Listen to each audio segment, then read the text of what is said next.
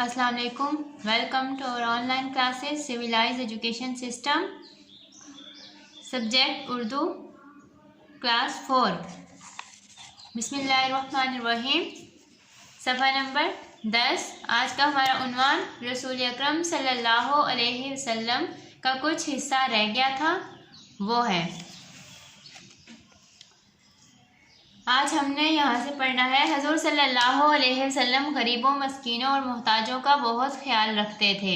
یعنی جن کے پاس جو لوگ غریب ہوتے تھے, کھانے پینے کا کچھ نہیں ہوتا تھا, ان کا بہت خیال رکھتے تھے. ان سے کمال شفقت اور ہمدردی سے پیش آتے اور ان میں یوں گھل مل جاتے کہ کوئی فرق دکھائی نہ دیتا. آپ صلی اللہ علیہ وسلم کو یہ بات ہرگز پسند نہ تھی کہ نمایاں ہونے کے لیے کسی اونچی جگہ پر تشریف رکھیں. یعنی اس کا مطلب یہ ہے کہ حضور صلی اللہ علیہ وسلم ہمیشہ آپ کو ایک عام ہی سمجھتے تھے. وہ لوگوں میں کبھی اونچی جگہ پہ نہیں بیٹھتے تھے اور نہ ہی کوئی غرور و تکبر کرتے تھے. آپ صلی اللہ علیہ وسلم کے مجلس میں جسے جہاں جگہ مل جاتی بیٹھ جاتا. کسی کے لیے کوئی امتیاز روا نہیں رکھا جاتا تھا. مجلس میں اس طرح مل جل کر بیٹھتے کہ کسی اجنبی کے لیے آپ صلی اللہ علیہ وسلم کو پہچاننا مشکل ہو جاتا تھا. یہ آپ صلی اللہ علیہ وسلم کا عاجزی اور رواداری کا خاص انداز تھا.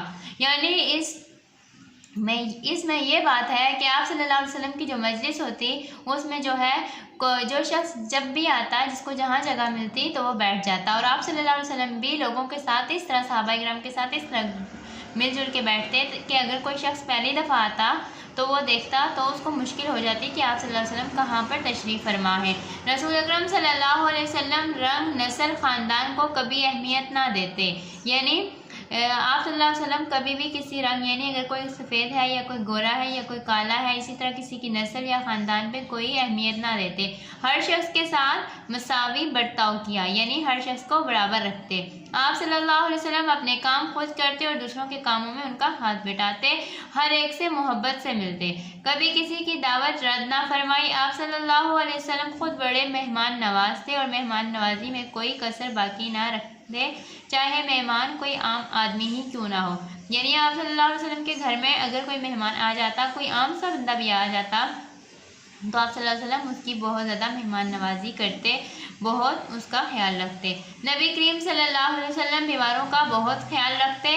آپ صلی اللہ علیہ وسلم ان کی تیمہ داری بھی کرتے. یعنی تیمہ داری کا مطلب ہے کہ ان کے پاس جاتے اور ان کو دیکھ کے آتے اور ان کے لیے دعائیں بھی کرتے. کوئی دشمن بھی بیمار پڑ جاتا تو اس کی ذمہ داری کے لیے تشریف لے جاتے. دشمن یعنی جو کفار تھے, جو آپ صلی اللہ علیہ وسلم کے دشمن تھے, ان کو بھی دیکھنے کے لیے جاتے. ایک دفعہ ایک کافر عورت بیمار پڑ گئی. یہ وہی عورت تھی جو آپ صلی اللہ علیہ وسلم سے ناروا سلوک کرتی تھی, یعنی آپ صلی اللہ علیہ وسلم سے برا سلوک کرتی تھی. آپ صلی اللہ علیہ وسلم کو اس کی بیماری کا علم ہوا تو اس کی ذمہ داری کے لیے تشریف لے گئے. وہ بہت شرمسار ہوئی اور آپ صلی اللہ علیہ وسلم کے اخلاق سے متاثر ہو کر اسلام قبول کر لیا. شرمسار ہوئی یعنی وہ شرمندہ ہوئی اپنے کیے پہ. یعنی جب آپ صلی اللہ علیہ وسلم جہاں سے گزرتے تو وہ کانٹے بچھاتی اور آپ صلی اللہ علیہ وسلم کے لیے جو ہے بری کے راستے میں رکاوٹ پیدا کرتی. ہمیں چاہیے کہ حضور صلی اللہ علیہ وسلم کے بتائے ہوئے طریقوں کے مطابق زندگی گزاریں اور ان کے نقش قدم پر چلنے ہی میں ہماری نجات ہے.